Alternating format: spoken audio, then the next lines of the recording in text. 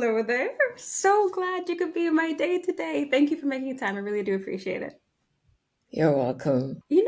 I have to say that out of all the people I've had a chance to chat with so far in this series, you're perhaps one of the ones that you stand out in a couple ways. Firstly, that you're based in Berlin currently. It looks like not forever. Is that the case? Well, no, you're quite right in the sense that I have been in Berlin, in Mhm. Germany for the last 2 years studying, Mhm. with all of my maturity, and the maturity is getting to me. And so I'm taking a break. I Good for you. finished my coursework. I'm halfway through my thesis. Thank you, thank you. But maturity has caught up with me, and I need a break before completing my thesis. So where do you go to recharge? What's your process of like replenishing yourself after all you're doing there? Well, it's a complicated question. I am going to be with family. I am needed. And so hopefully I can find time to recharge. But generally, if there was a playbook that Uduak came with, it would say water, beach, sun, air conditioning, massages, and that sort of thing. That would be the Can, manual can um, I to follow your Uduak's. playbook? I mean, Yes, I yes. I want that playbook in my life. Yeah, yeah, Okay, seriously. yeah. I have to say though, yeah, recharging is a massive thing, and sometimes people forget how much it takes out of you just to even be outside of your home country and like working and learning and operating in that particular space. It's that in and of itself, when you are away from like your core support network, that's a massive thing. It really, really is. And so, like, aside from the actual coursework, aside from the actual, coaching work and things like this that you do, just even sometimes being away, I can imagine that could be a major thing as well. Yes and no. Sometimes you do need to get away. It's Sometimes you true. do need to get away to hear yourself and to Mm-hmm. reconnect with yourself. And this has been that for me. This experience has been that. In terms of one, again, maturity, developing new neurons and synapses and connections. I wanted new knowledge. I like learning, and I wanted an extended learning experience. So this has been that and then some.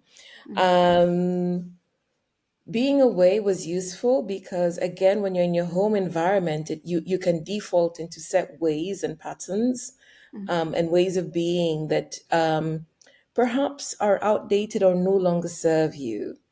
And so this has been great for reconnecting and, processing a lot of stuff that was going on. I was coming out of burnout and various personal and professional ruts, including extended grief.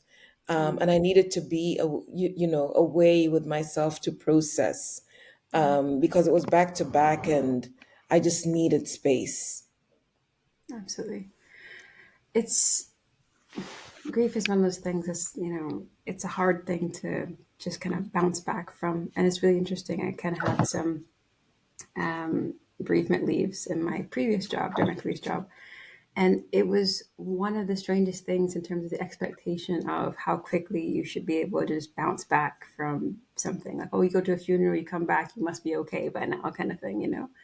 And it's never quite like that. No, it So, isn't. No, it isn't. but I hope that you have a lot of support, that you need to be able to have your own growth and your own, journey to healing in that I sense. appreciate that. I have a wonderful support network. Mhm. And I find that being a coach, because as you know, a lot of the work we do when we're holding space for people, we have to learn to tend to ourselves as well. Yeah. And I think that the work of walking the talk of being a coach Mhm. has been incredibly useful in helping me recognize, when I'm in a good place, when I'm not in a good place, Mhm. and recognize when I'm taking on too much, when I can hold space and when I cannot hold space. Yeah. I have to ask about, your approach to coaching because I was doing some coaching certification courses and things like this, and I was going through some programs before. And a thing that I found that was slightly incompatible, with me in the coaching methodology was how it almost seemed so detached, and it wasn't as relational in that sense as I would have liked for it to have been. A lot of it, though, I was going through some British courses and some British, perspectives perhaps to coaching. But I noticed there are different schools for coaching in terms of different approaches, different ways of thinking about that. So I'd love to hear about what your approach to coaching is. Look, that's a great question, and your experience is quite typical, and what typically happens with a lot of us who are trained and qualified as coaches is that the learning never stops. The initial coach training will train you on some sort of tools and methodologies, and models. So at your first level, your basic level, I use this model and I use that methodology, and this is how I show up as a coach. And as you go on, you are introduced to more and more methodologies because remember, there's nothing wrong with you being relational or whatever. Whoever you are is what you bring to the coaching engagement.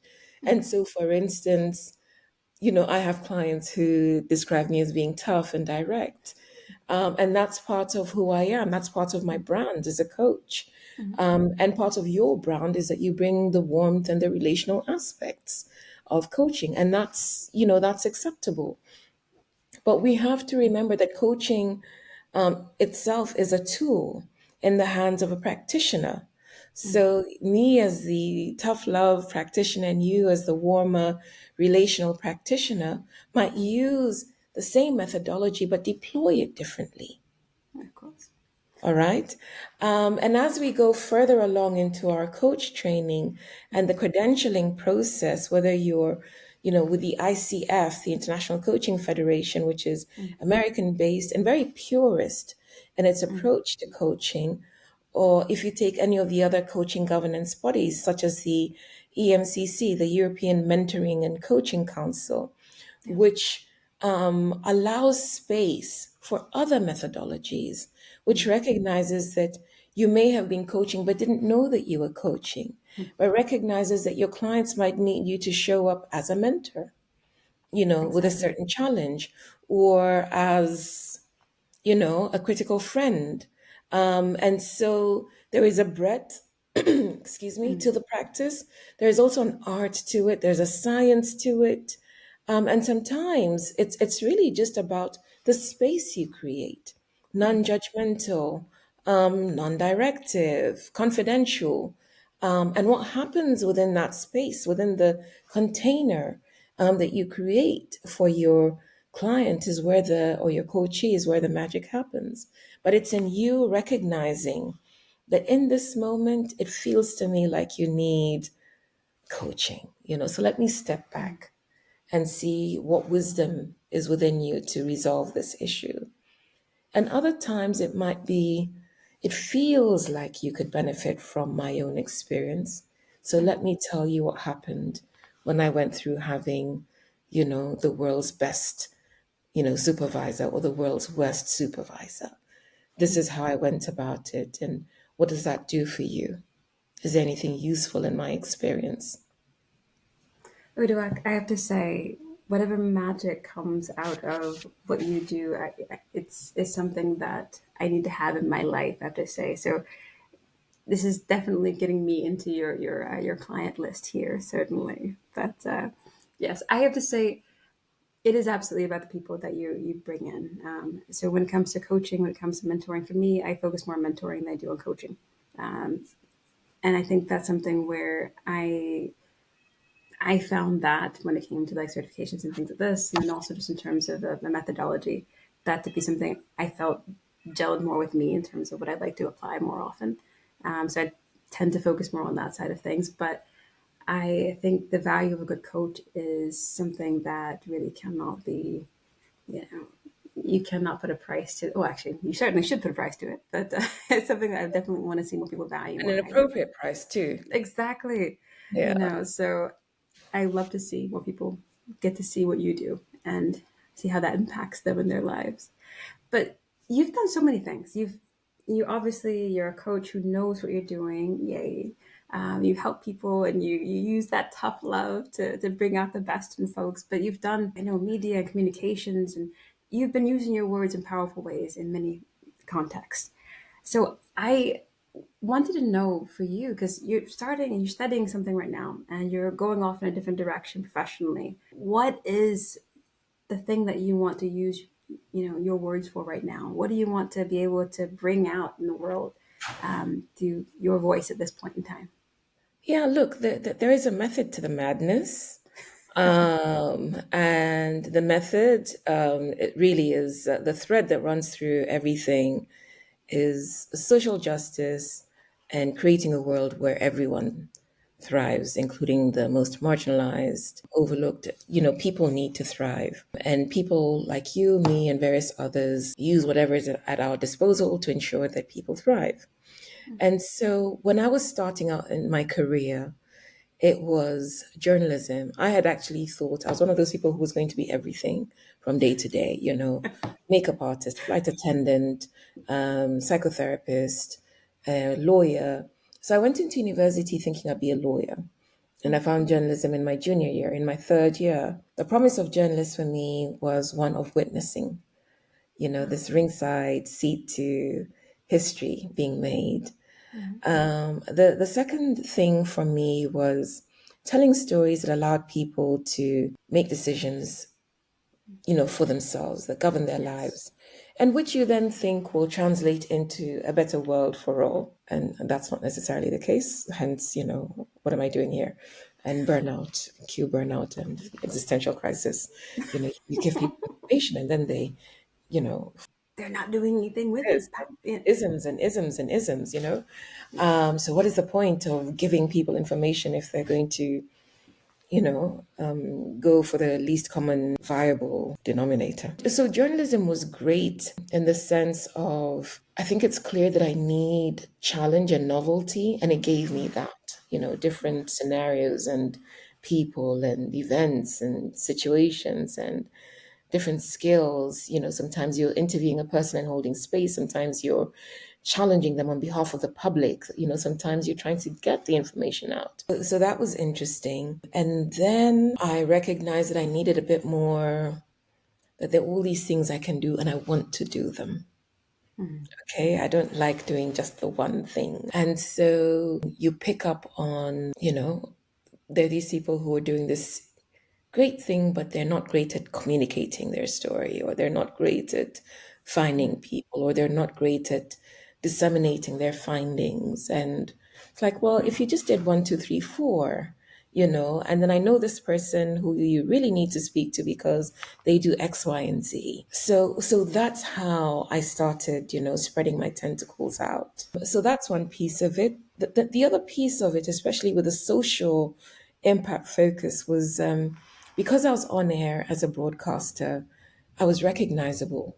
It was, my face was recognizable, my voice was recognizable, which meant that people would call me up. I went through a period in Kenya where private schools would call me and ask me to come and speak to their students. And it just got me thinking, you don't know me. Somehow you found my number and you called me. And such is your confidence that I will show up and speak to your privileged students.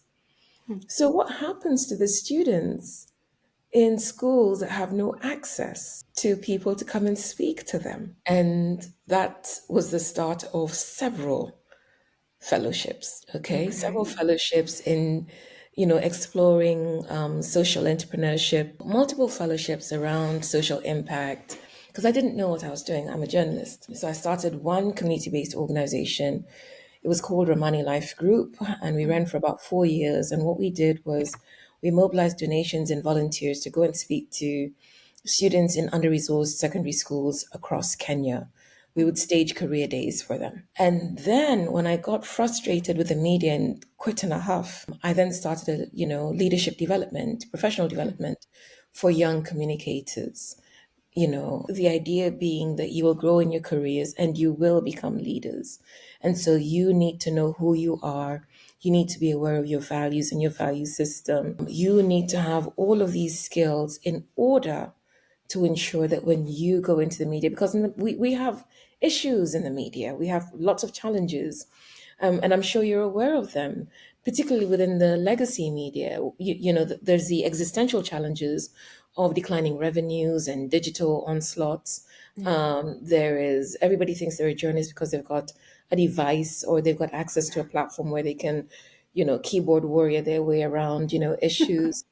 Um, and so you need people who are good, strong, capable leaders because journalism is a valuable service to society.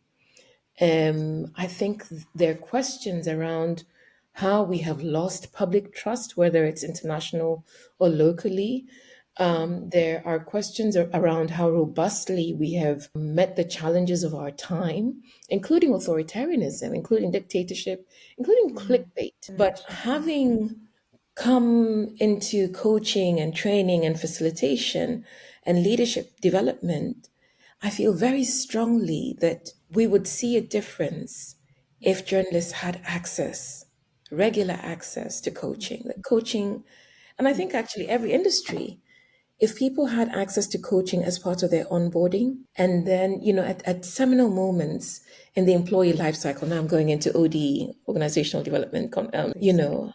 at seminal points during their life cycle, one as professionals and then two with particular organizations, I think we would find that people would be one, more productive, which is what every organization wants to hear. There would be less attrition. There would be improved well being and mental health, which means that you're retaining people, you're not paying as much to exit and onboard new people, but also that people are happy to give you their services because you've done your work, so you're a great employer as well. I would love this. That would be a fantastic solution. I'm very practical though when I think about solutions. And I realize that finding a great coach can sometimes be as challenging as finding a great or compatible therapist, you know? And that's very personality driven and specific in terms of what a person might need and what that other person can offer. Would we say logistically, like in terms of just the matching of, finding the right person for everything, how could all this work on at scale if this could be in every company? I would love for that to be a reality, but how, in terms of thinking about the numbers of people that we have and the numbers of coaches available, how could we facilitate that? I mean, I've seen different models in the market. Some organizations outsource, recognize that that is a need, and so have a couple of coaches on retainer for their people to, go into this portal, read their bios, and see who clicks with you. The challenge with that is that most people don't trust organizational coaches. No, They'll they want to don't. find their own, Yeah. right? Then the second model I've seen is where people actually do go and find their own through word of mouth. It's not efficient, but it assures the person, the individual, of some level of confidentiality, of service. Mm. And then I think there is room. Okay, well, there's the challenge from AI and the people who are building AI models to deliver coaching. I've heard about one or two. There are others who are integrating AI, so you still get the human coach, but there's some reliance on some aspects of AI. And then I think there is room, maybe not organizational coaches per se, but people who meet a standard of coaching that is acceptable to an organization, or the organization, says, if you find your own person, make sure one, two, three, and we're fine. Okay. But you have to remember that coaching is a process. The others, the coachee, the client, has to be ready, willing, and able to be coached. And not everyone is coachable. And so it's something that you could, offer, but it might not be the right tool or intervention for the individual or employee or whoever it is. And this is where we as coaches say, well, feels like you need therapy or you need this or you need the other, or maybe I'm not the right coach for you. You might want to find someone else. And that takes a certain amount of discernment and wisdom to understand, you know, what the client needs, but then also to certain amount of humility to say that this isn't exactly what I can offer you at this point. I sometimes see maybe some people kind of overextending themselves, perhaps, and they don't want to lose the client. They don't want to, they don't want to lose that relationship that they built up over time. If they send this person off to like a different type of service. But I think there's a certain amount of just wisdom to understand that one cannot be everything for everyone, and to make certain that they are true to what they can offer in that sense, and can recognize that and honor that. But Yes, indeed. you, my dear, you have been extending what you can do and what you offer to this world in so many different ways. Like you've been, you've never been limited by what you currently know. You always are striving to learn more and to do more and to figure out ways to be able to solve the big problems out there. You've made so many major life changes. How do you know? What's that big thing that's switching you to say, like, I've done this and this has been great for now, but now I need to do more. I want to do, find a new way of approaching this problem. How do you switch gears like that so quickly and recognize that maybe the way that you've been approaching it isn't the way that you want to keep approaching it? Well, I think I'm getting better at recognizing it because I typically, the hard break and then the car swerves. Mm, yeah. That's been my style earlier on. And then you get to a certain age and you can't, the whiplash from the car swerving, Yeah. it isn't Save your great. neck, save your neck. This is, Yeah, your neck, you're not wearing a brace, then you need mm, physiotherapy and all of that. So I'm getting better. there we Yeah. go. So now I'm beginning to recognize, when I start itching or when there's something and Mm, asking again, coaching, asking myself the question, mm, what's going on here? Do I need to rest? Do I need to change? There's something not working, and so asking myself questions to identify the thing that's not working. So, for instance, with journalism, I recognized something was going on, but I didn't know what it was. I remember it was my journalistic colleagues. I was doing one fellowship, the Bloomberg African Leadership Aspen, fellowship, mm, and a couple of my colleagues, one or two who were older than me, said to me, the way you're speaking, it sounds like you're going to quit journalism soon. I was like, really? No, what do you mean? What are you talking? I'm just cynical. I'm jaded and disenchanted with journalism, and I think we should be doing other things, and we're not doing them. Ooh, a couple of months later, I was out. Um, Did they speak that and into existence, or was that actually going to but, happen without and that? even and Yeah. the exit was not planned. It was, I need a Mm, break. I need a longer break. I'm not coming back. In terms of knowing myself and the pattern, and that's part of what we do with our work, isn't it? Self-awareness, mm, self-regulation, the interoception and self-mastery. I recognize that I need, multiple outlets and that I can do several things. And there are a couple of things I can have only so many at a time. So balancing the need for novelty with not overextending myself. But the recognition will be the dread, mm, you know. I don't want to do this. I don't feel like doing this. I don't want to see that person. I don't want to see these people. I typically like to learn and read. I don't feel like preparing for this engagement or whatever that is. And so, is it the topic? Is it the people? So then I know something needs to change. With going into coaching, I mean, I stumbled into coaching as well. All these pop-up ads, are you the sort of person who people come to for advice? Why, yes. Are you the sort of person who's good advice? Well, that would be me. So are you saying Are just you good social media marketing got you into a I'm whole new field? telling you, yes. I went my coaching qualifications are from the coaching academy in Yeah. London. Remember, I lived and worked in London. And it's like, yes, yes, yes. Oh my goodness. Yes, of course. That is me. Well, click here. Have you considered a career in coaching? Coaching? Coaching me? What? Hmm. And I tried it and I loved it. I was like, oh my word, this is so amazing, especially because you could see the impact in real time. And, just the choice of questions, how you held a space for a person, the reflection and the reflexivity of it. So, I thought to myself, what can I do that allows me to change the world without one, exposing myself to risk, and that doesn't drain me in the way that journalism has drained me. And yeah, so coaching. So I, pursued my qualifications. I did my practice runs, and I qualified and I enjoyed it.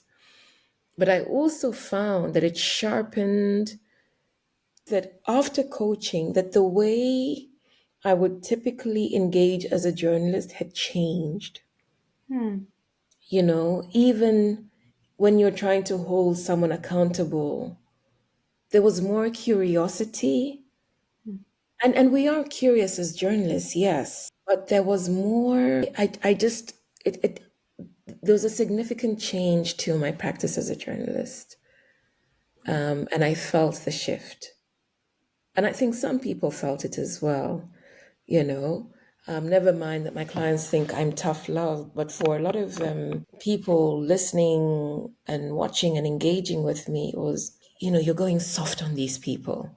You used to be hard. You used to be, you would push them against the ropes, and you're not doing that anymore. I didn't realize that's what I was doing. I just thought I was holding people accountable. And Hmm. now, yes, accountability is required, but, there are different questions to ask. I think for a public that's frustrated with its leaders and public officials, you get a lot of joy out of seeing them squirm and being unable to respond to questions. But if you're in a helping profession, coaching, consulting, therapy, whatever it is, there's a curiosity about you didn't do this, which is what you told your people you would do. How is that not a problem for you? How do you Yeah. sleep at night?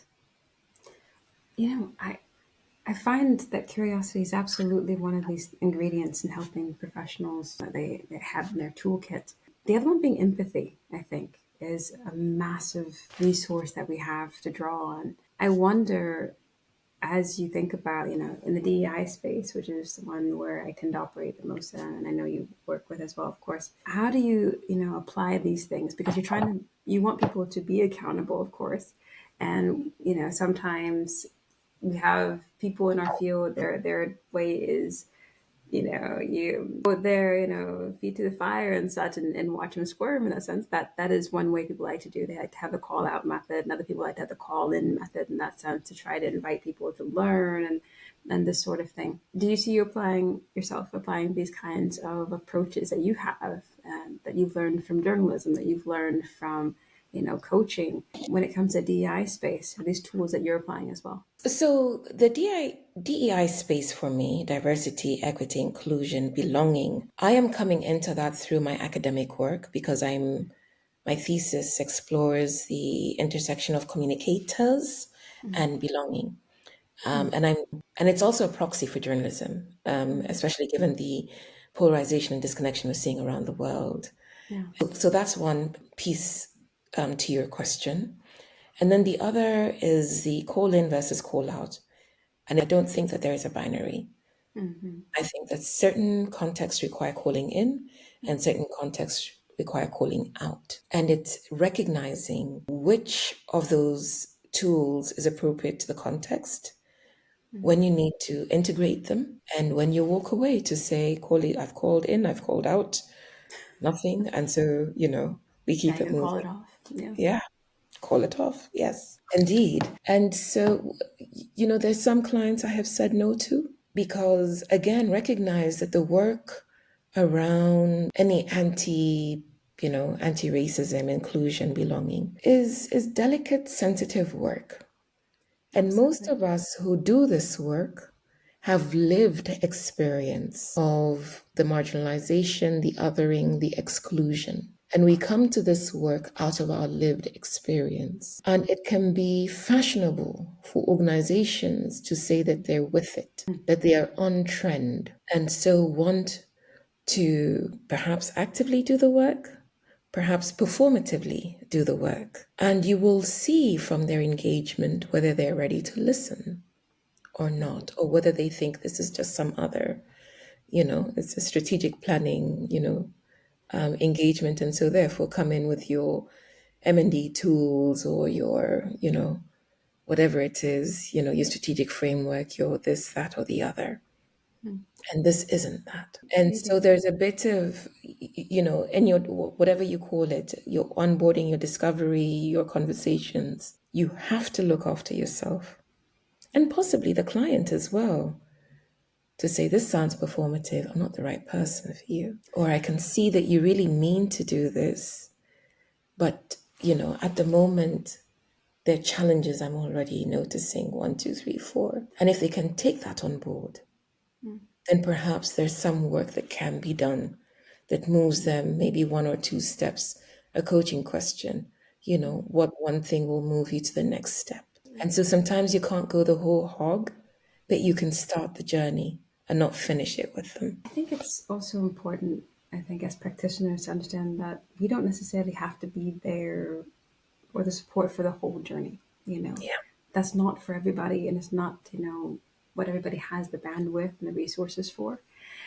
This is a thing I've definitely learned. For me, I work best when it comes to like the data side, the research side, the strategy side, and if there comes to some interpersonal side, some aspects of it, like when it comes to mentoring or supporting people on that level. Those are things that I feel comfortable with. What I find sometimes to be not the thing that I would do, especially in the external role, is the hand holding side of it when it comes to like justifying why you need to care about people, bring people to that first step of like, hey, by the way, human beings are essential, and you have to care about this. And for me, I find those level of conversations and those kind of the discourse that goes around these things, or why should we care about these people? Why do these people matter? And you get that in a lot of companies. I find that to be so draining. I really do. And Oh, that my is a eyebrows gift. peeped, You know, like, I mean, but you get so much of that of like, why does this group matter, or why, and it's such a when that's your day to day, it just depletes. It really does. And so for me, I don't do that type of things like the intro, welcome to DEI type thing, why people are significant, or, this is why this marginalized group, should be considered kind of thing. That's not usually the point where I work with a company. And that's something I had to choose for myself. In the same way that I did choose when it comes to like even the research side of things. It's not every kind of thing that I'll do. Like a lot of companies, they'll do just a straight up survey and they have these off the shelf kind of things. And they say, hey, every company needs to know these things, about, how people are thriving in the organization and how they're growing, how they feel, and these kind of things. After so much cleanup, honestly, from different organizations, you go and they did a survey, and they might have had pulse surveys every 2 weeks or every month or something like this. And they've done these things, they've asked these questions over and over and over again, and they didn't ask responsibly in the sense of what do they have the bandwidth to actually resolve this time? Are they actually going to do anything in the interim period before they ask again? These kind of things. For me, I really started backing away from that sort of thing. So I always do like a pre-audit of an organization to find out what can you look into right now? What are you able to commit to? What do you have the time and resources to commit to fixing? What are the things people are already interested in? And then also considering your track record, what have you promised and not yet delivered, and these kind of things.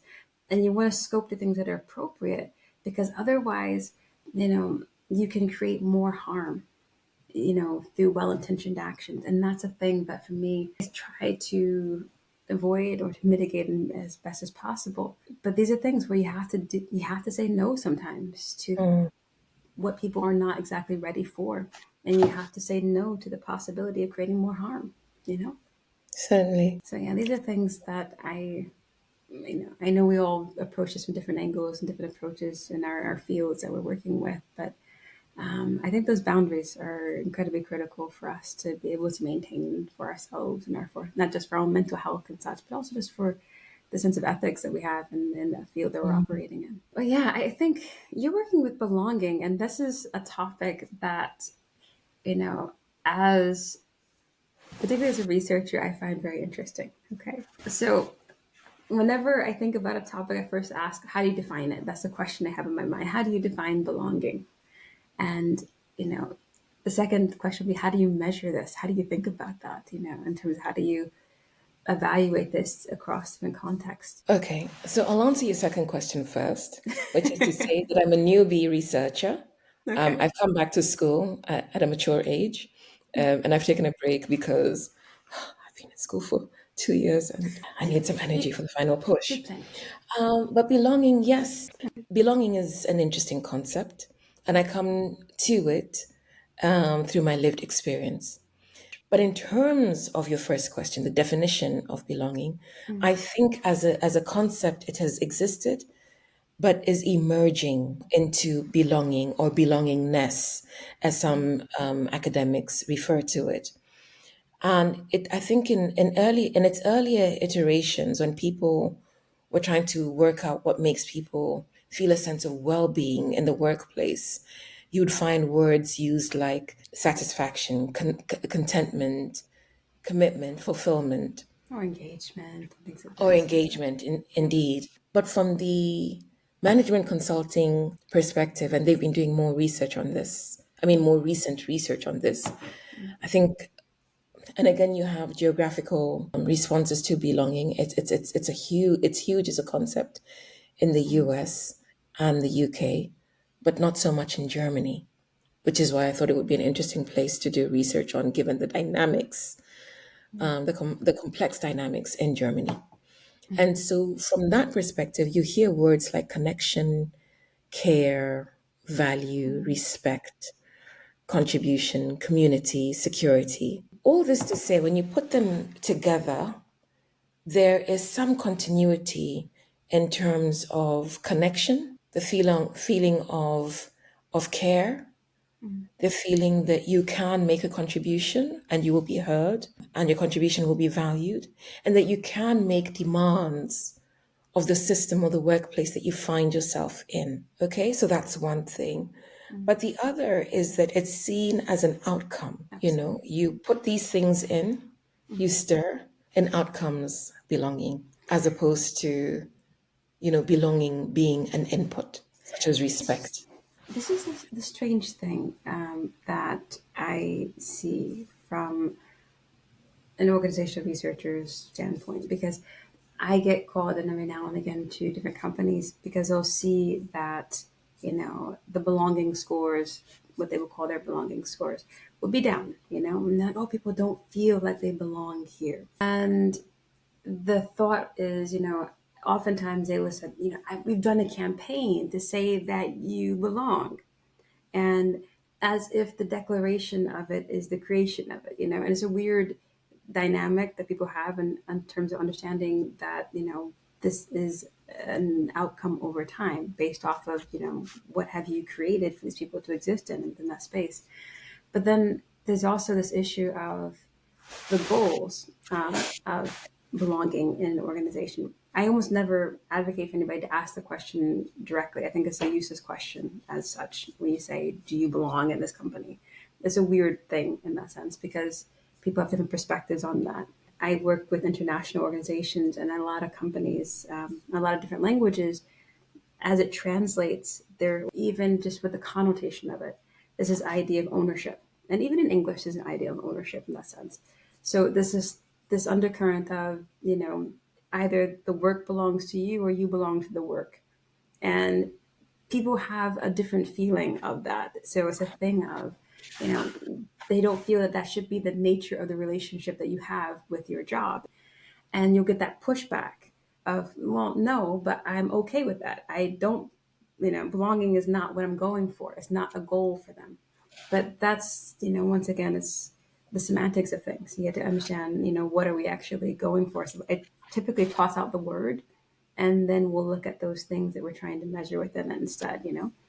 But I definitely think that there are so many different perspectives about what the work relationship should be. A lot of folks are perfectly content with a transactional relationship in their job, and they don't have to feel like this is a place that they've joined a cult per se. And I think that is something that people have as a notion of belonging as well, where they feel like it's a cult like thing, or you've joined a family, or you've joined these kind of deeper relational things, and for them it's transactional. So they will say, maybe not so much so with that whole belonging notion, but yet that's okay for them. So I think honestly, it's an important thing to really kind of get down to what exactly are the goals that people have in terms of what they expect that relationship to be or that dynamic to be within their workplace. And then, of course, evaluating whether or not they have those expectations met. So I love that you're talking about things like, can you change a place? Do you have the ability to, the power, some kind of authority in some ways? Are you listened? Are you listened to? Are you respected? Those are valuable questions to ask. Do you feel like you can be a part of yourself? You can bring aspect. Do you have to hide portions of yourself? And that's something where people can have different expectations as well for these type of things. So there are all kinds of aspects that go into belonging that as a researcher I find fascinating, largely because I understand there are very different expectations of what a positive or targeted outcome should be for that. It is an outcome, but what's the targeted outcome? And that's going to differ for different people on the different sub metrics that you're going to measure on this. So it's, yeah, I can't wait to read what you come out with, I have to say.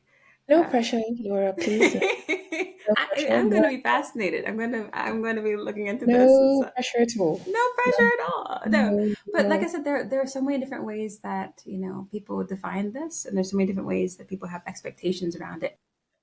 Look, I think it's You know. interesting because, as you say, different cultures Mm-hmm. have different expectations of what a workplace environment is. So that's Yeah. one. And then on the societal level, we Mm-hmm. also come in with our own complexities and baggage.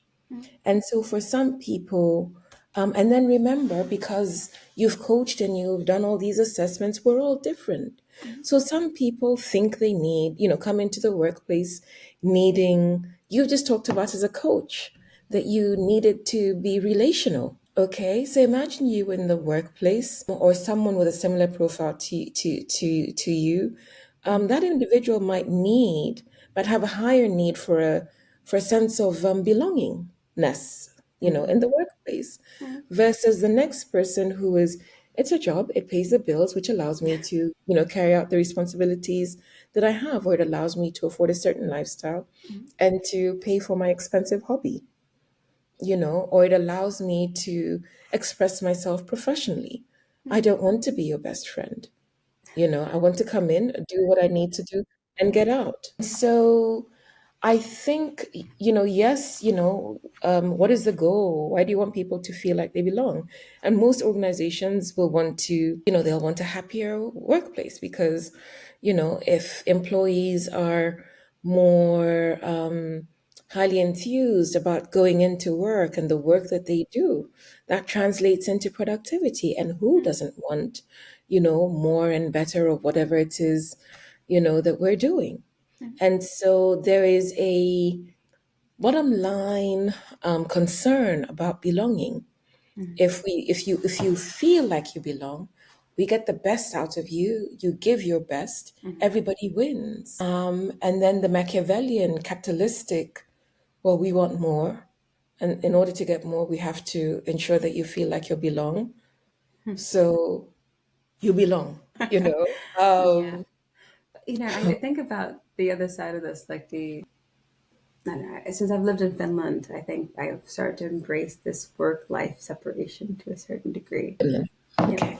And when I was living in the Bay Area, I was at Stanford, and some people that I was collaborating with and working with, they were at some of the bigger name companies out in the Bay. I'm not going to call them out, but they would talk about, oh, it's great. I love working there because they have the food there, so you can get every meal provided and catered, and there's a nap room, so you can sleep there, and you can, all these kind of things.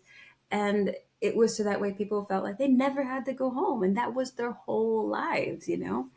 And it was something that struck me as like, yeah, they feel like they belong, but is there like should you? Like there's a certain point where you have to start saying, like, who belongs to what at this point? Laura, isn't this an American thing? I mean, being in Mm, Europe again, because mm, I worked in the UK for a couple of years, and I remember this very clear separation mm, between work and personal life yeah. and holidays. And I had worked in the US previously, Mm, where, it was just assumed that you lived to work.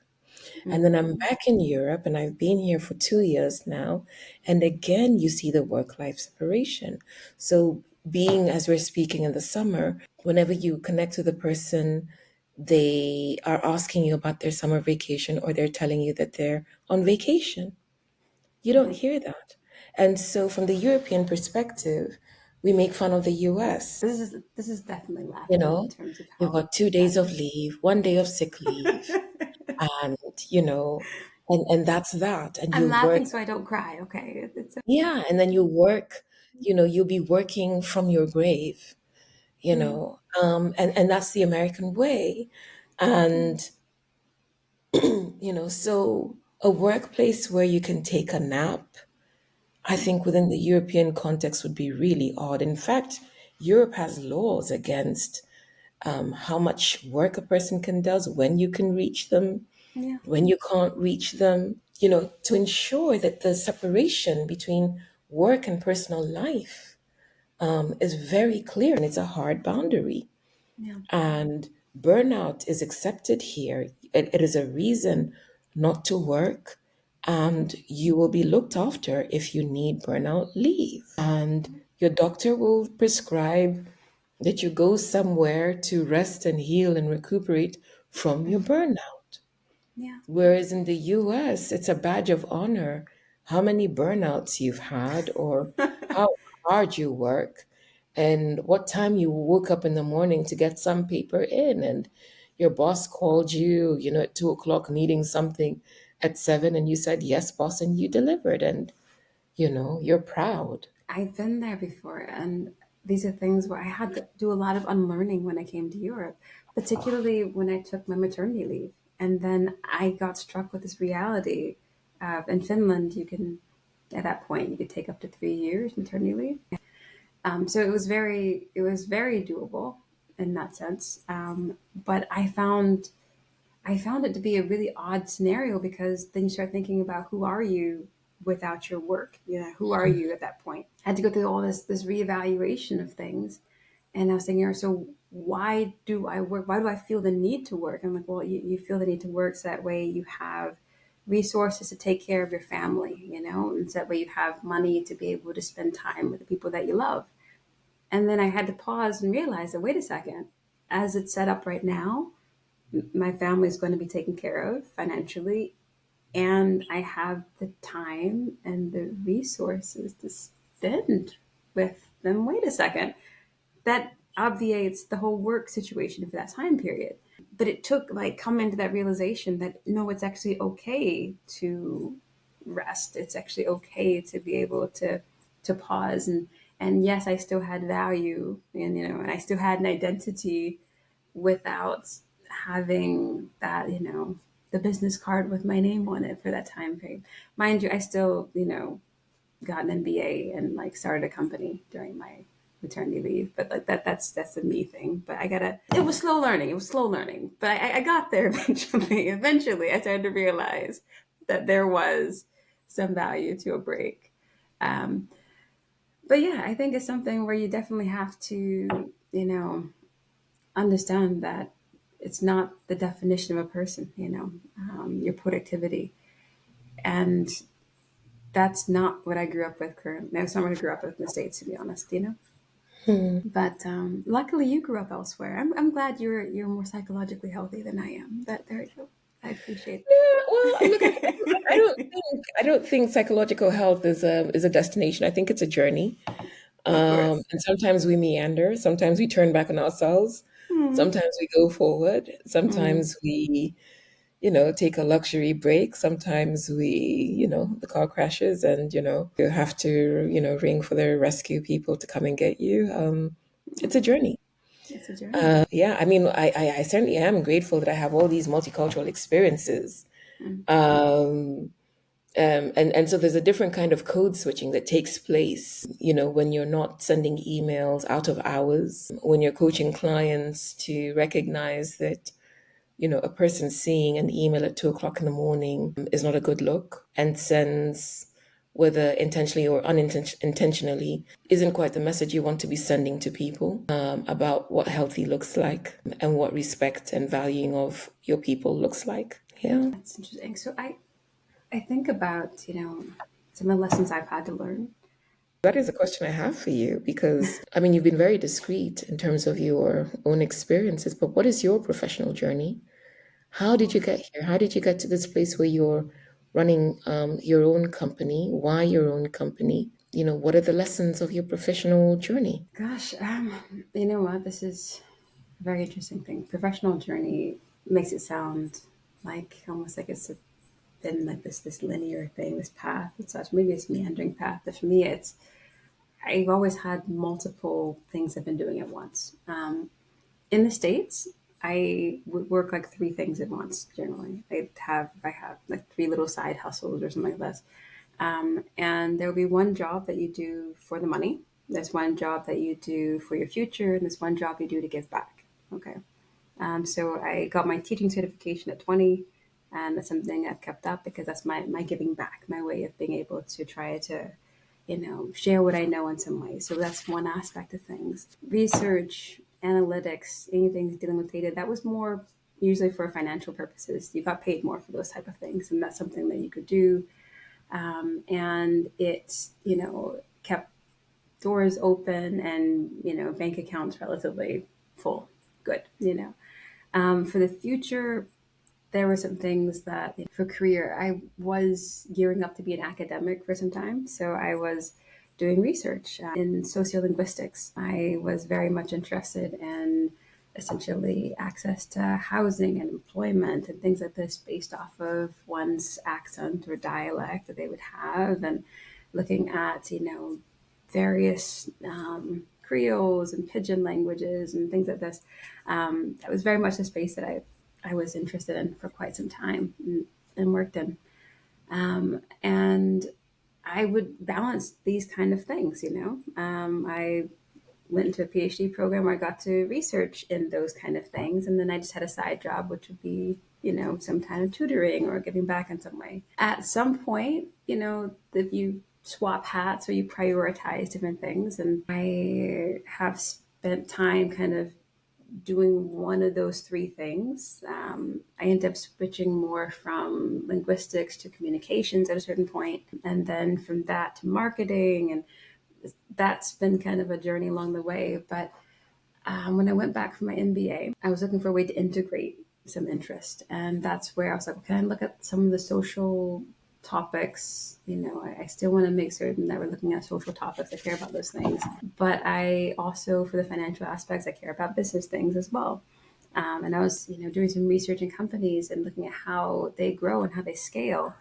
And one thing I started noticing was a trend in my data set that I was coming across was that, you know, the people who are not thriving in these early stage startups, you're looking at the first 5 years, you're looking at the folks who maybe got the opportunity to be there, but they would not thrive there and they might drop out, or maybe their ideas weren't surfacing and maybe they were not getting fully integrated into the power systems that would be in those informal hierarchies. And that was something I started looking into. And I got into DEI as an interest through trying to explore the why behind that. It would seem that these companies, these quote unquote diverse companies, are doing a great job, but obviously diversity didn't necessarily equate to inclusion.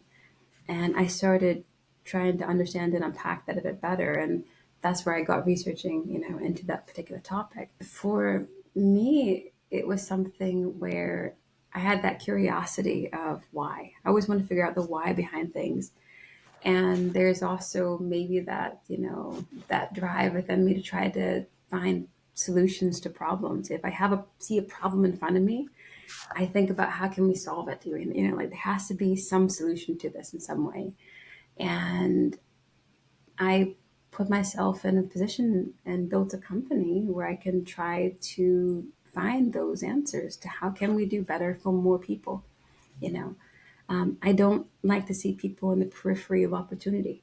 There is so much, this opportunity, this chance for people to be able to actually, you know, benefit from where they are, the circumstances that they're in, and be able to leverage their background, their experiences, where they've arrived at, and where they've come from to be able to create a better future for themselves, for their families, for their careers, for their professions, for the ecosystems that they're in, if we allow it, if we let people do so, if we think about how can we change these systems that we're in, how can we improve them, how can we make sure that people have a place, and that's where I started doing my work in this space, and how I go into the research side of it from Validate. But also, I would say the newest leg of my journey has been thinking about how does one take what I've learned and disseminate that better.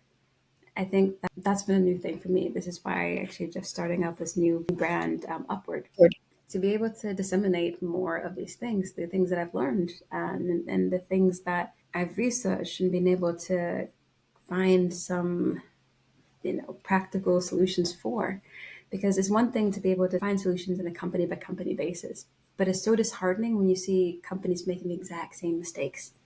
And if there's no great way of being able to get that information out, and to be perfectly honest, most of the people in those companies, they don't have time to read like random organizational books, so they're not going to read the book. So that wouldn't be the first go-to method of trying to disseminate that information. And for early stage companies, they wouldn't have the budget to necessarily hire in a consultant per se. So you have to think about what's a good way of being able to reach people at a time and at a point in their organizational development where it'll have the most impact.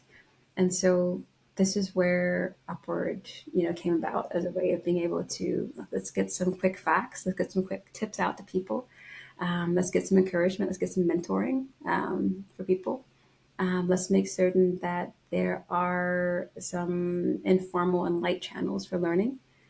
So that way people can actually get information and apply it with that support that they need. So whereas I never quite see myself as a consultant per se, and I almost never really define myself as that, sometimes just having ad hoc, advisory times and having ad hoc consulting hours for people just to drop that question, and to get that quick advice, which is maybe all they can have, maybe all they can afford, or all they have the time for.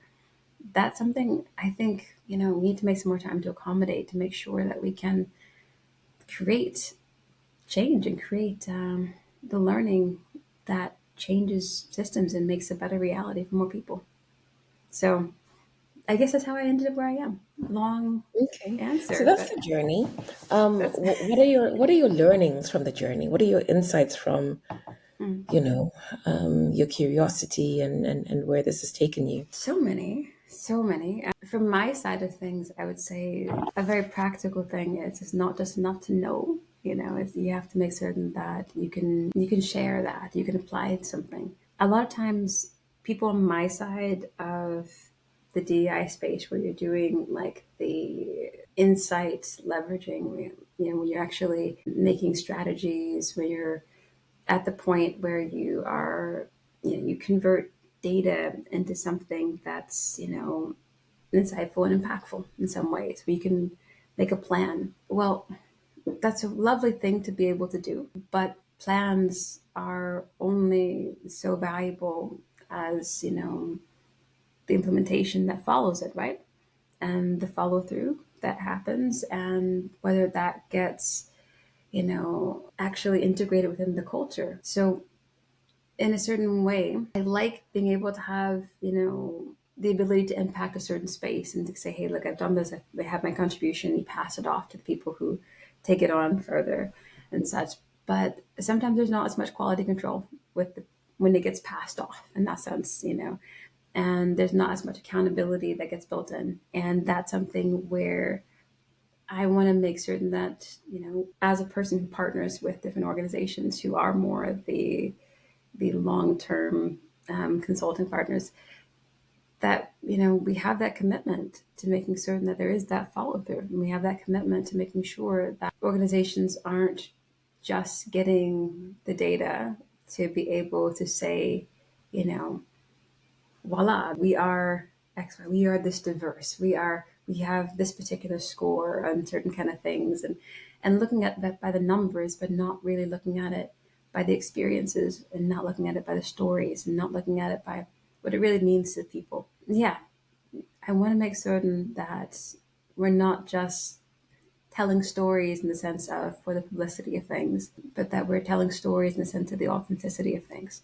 That we're actually, doing it from a place of empathy, that we're actually doing it from a place of impact for folks, that they can have their own ownership over their own experiences.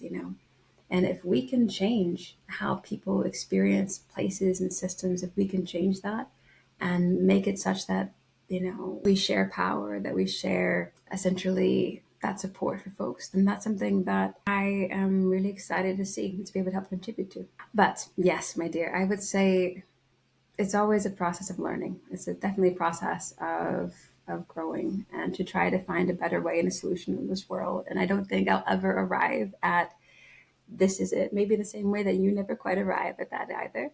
But I'm so grateful that I get to share part of this journey with you. That's one of the best things I can say, honestly, that I've got to meet people like you along the way. And you have such a voice and you have such a way of communicating and such a way of reaching people and making people be able to understand more about themselves to make a change and to make things better. That this world, needs more people like you in it.